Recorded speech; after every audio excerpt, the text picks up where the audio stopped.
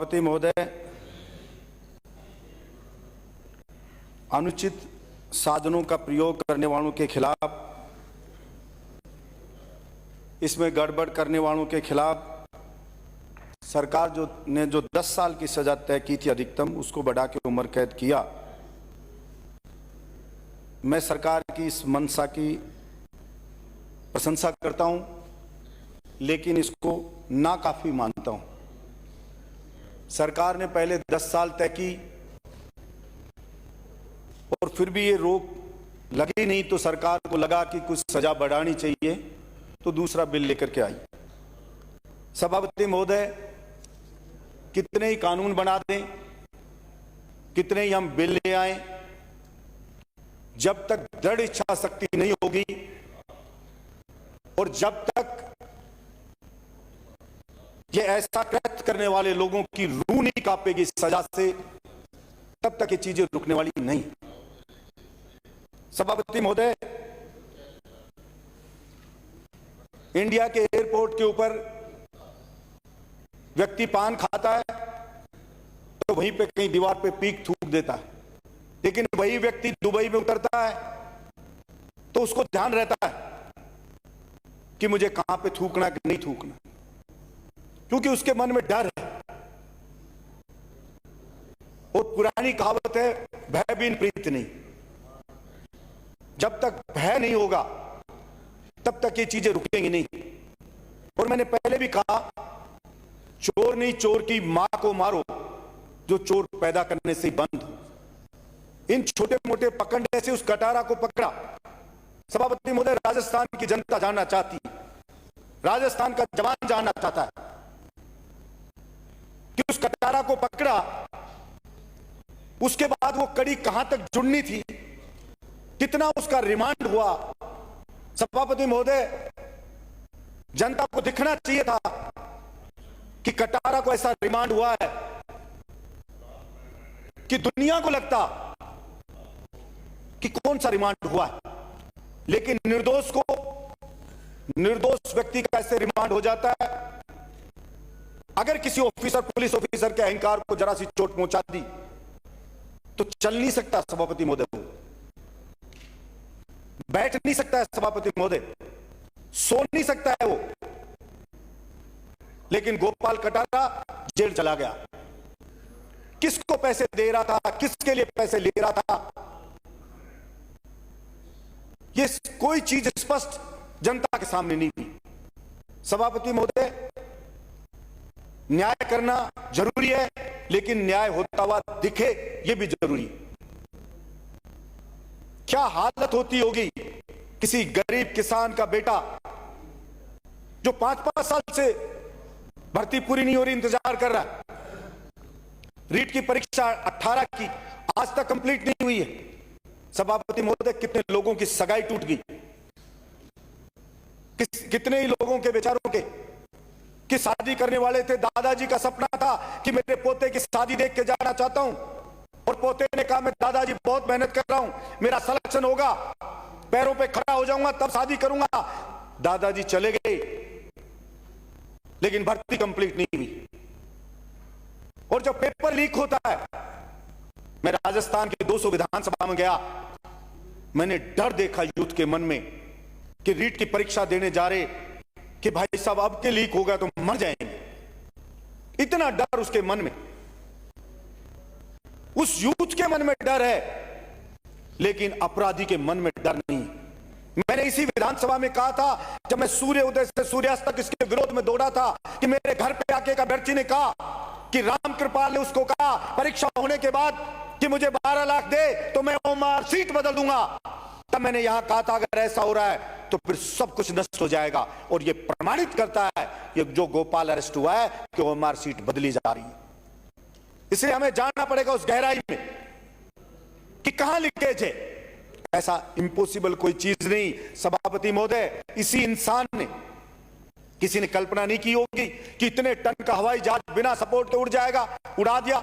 चांद पे इंसान पहुंच जाएगा, पहुंचा दिया। सैटेलाइट बना दी, क्या क्या बना दिया। अमेरिका में बैठा हुआ आदमी वीडियो कॉल पे हिंदुस्तान में बात कर रहा है, ये इंसान ने बना दिया। लेकिन क्या हम इस पेपर लीक को नहीं रोक सकते?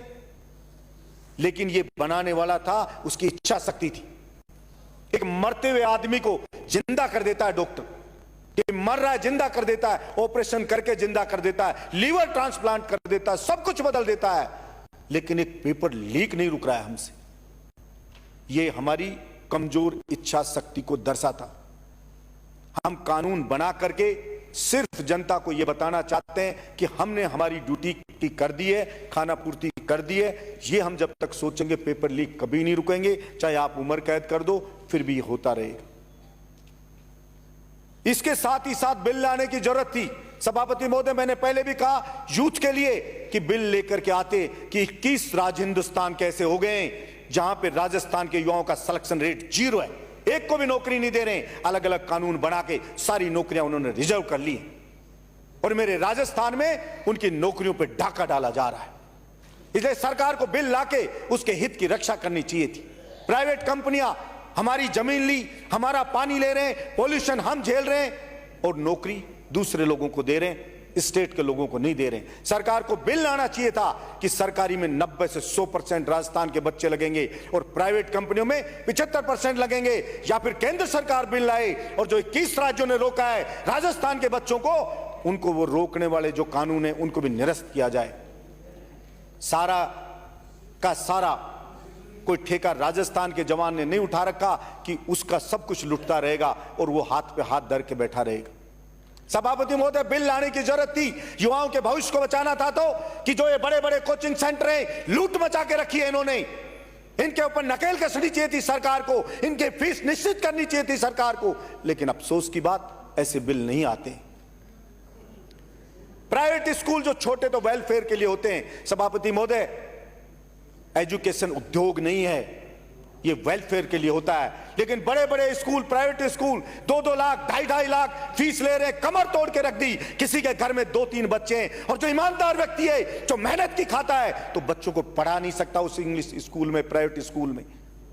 लूट मची हुई है। क्या सरकार चेक नहीं कर सकती कि ये वेलफेयर के लिए पैसा जा कहां रहा है? ये ED, income tax, central government के, क्या वो चेक नहीं कर सकते कि राजस्थान की पुलिस या एसओजी या एंटी करप्शन ब्यूरो, क्या ये चेक नहीं कर सकते? लेकिन सभापति महोदय, सच में तो ये है कि मेहनतकश, ईमानदार किसान, मजदूर का सही में साथी कोई नहीं है। दिखावे के साथी जरूर हैं, लेकिन रियल में उसके दर्द को कोई महसूस करे ऐसा लगता नहीं। चुनाव आते हैं तब सभी लोग उनके भाषण नेताओं के सुनो तो किसान को कोई अन्नदाता कहता है, कोई उसको मालिक बताता है, लेकिन किसान की फसल को भी एमएसपी पे खरीदा नहीं जाता है।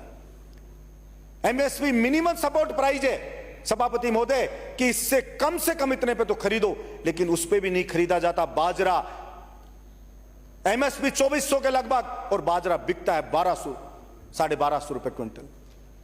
इसलिए किसान को फसल का दाम नहीं मिल रहा, पानी नहीं मिल रहा। सभापति महोदय, यमुना से पूरी दिल्ली बहने को हो रही है, पानी बहता जा रहा है। मैंने पहले भी रखा, सब पर से बजट रोक दो, एक बार इस पानी को किसान के खेत तक पहुंचा दो। अगर वही पानी, यमुना का पानी मेरे राजस्थान में आ जाता, मेरे अलवर में आ जाता, बांध बना के डाल देते। हरियाणा में पानी छोड़ रहे हैं, पंजाब वाले पानी छोड़ रहे हैं, यमुना और हमारे यहां पे चंबल खतरे के निशान से बह के जाती है। अगर वही पानी आ जाता तो किसान आबाद हो जाता। आप नौकरी नहीं देते तो खेत में कमा के पेट भर लेता, लेकिन अब पानी सूख गया, फसल नहीं होती है और नौकरी आप देते नहीं हो, इसलिए क्राइम बढ़ता जा रहा है। और अगर ये नहीं रोका गया, जो मैं बार बार कह रहा हूं, पहले भी मैंने कहा है कि राजस्थान में एक युवा क्रांति आपको देखने को मिलेगी। सभापति महोदय, मैं 200 विधानसभा में गया, निर्दलीय विधायक हूं, मेरी कोई औकात नहीं, मेरी कोई हैसियत नहीं, मेरी कोई पार्टी नहीं, मेरा कोई नेटवर्क नहीं, लेकिन इन मुद्दों को लेकर मैं जवानों को गया तो सभापति महोदय 169 विधानसभा तो ऐसी थी जहां जीवन में पहली बार गया, पार्टियों के बड़े बड़े नेताओं के भीड़ नहीं आती है, ऐसा जन सैलाब उमड़ करके आया था कि बलजीत यादव के मुद्दों का समर्थन कर रहे हैं। वो बलजीत यादव के लिए नहीं आए थे, वो अपने मुद्दों के लिए आए थे कि कोई हमारे मुद्दों की बात कर रहा है, इसलिए हम समर्थन दिखाते हैं कि सरकार हमारी तरफ देखे। लेकिन अफसोस की बात, मैं सोचता था इस बजट में भी आएगा। सभापति महोदय, 6 दिन तक सूर्य उदय से सूर्यास्त तक मैं दौड़ा, अपनी जान की बाजी लगा के मैं दौड़ा कि सरकार का ध्यान आकर्षित करो। लेकिन अफसोस की बात, सरकार तो छोड़ो, मीडिया के लोग भी इतने मैनेज हो जाते कि एक लाइन तक किसी ने नहीं छापी कि कोई एमएलए 6 दिन दौड़ रहा है, खून की उल्टियां होगी मेरे को, लेकिन एक लाइन क्या मजाल छाप दे कोई मीडिया का। सभापति महोदय, कैसे न्याय होगा कि ना सरकार सुनेगी ना कोई और सुनेगा।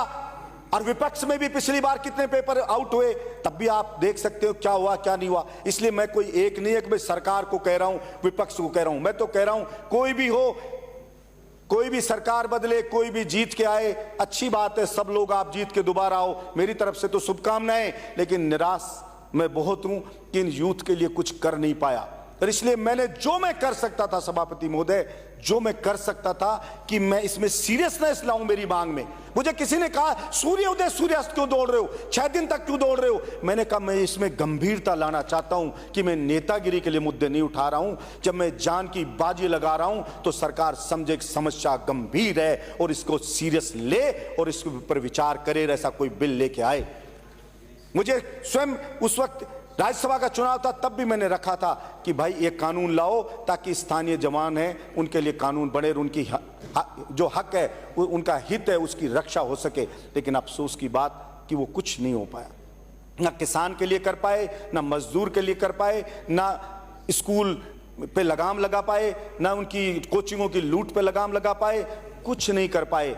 इसलिए सभापति महोदय, मैं तो अभी भी कहूंगा, समय अभी भी कई बिल आए, सरकार अगर चाहे तो आगे चाहे 2 दिन बढ़ा करके और ये बिल लेकर के आए जिससे कि राजस्थान के बेरोजगार युवाओं के हक की रक्षा हो। आप बहुत सारी योजनाएं ला रहे हो, अच्छी बात है, लेकिन इन यूथ के लिए अगर आप सोच लेते, मुझे नहीं पता किसी ने क्या समझाया क्या नहीं समझाया सरकार को, अगर आप इनके मुद्दों को सोल्व कर देते तो आप ये योजनाएं ना भी लाते ना तो भी प्रचंड बहुमत से सरकार को जिता करके जनता भेजती, वो जवान किसान भेजते।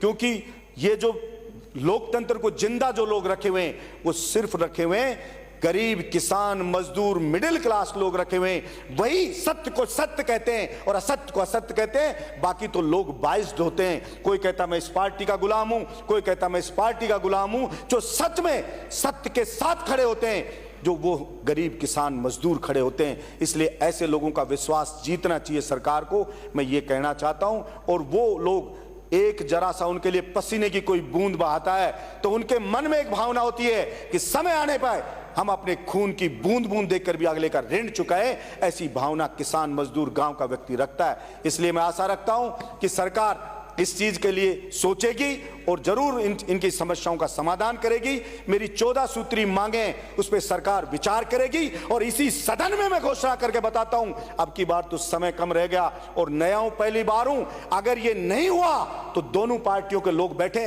अगली 5 साल एक दिन नहीं सोऊंगा और मैं आपको बताऊंगा कि राजस्थान में कैसी क्रांति होती है, ये आपको देखने को मिलेगी। इसी सदन में आपको मैं बताऊंगा, ये मैं आपको बताना चाहता हूं। बहुत बहुत धन्यवाद सभापति महोदय। माननीय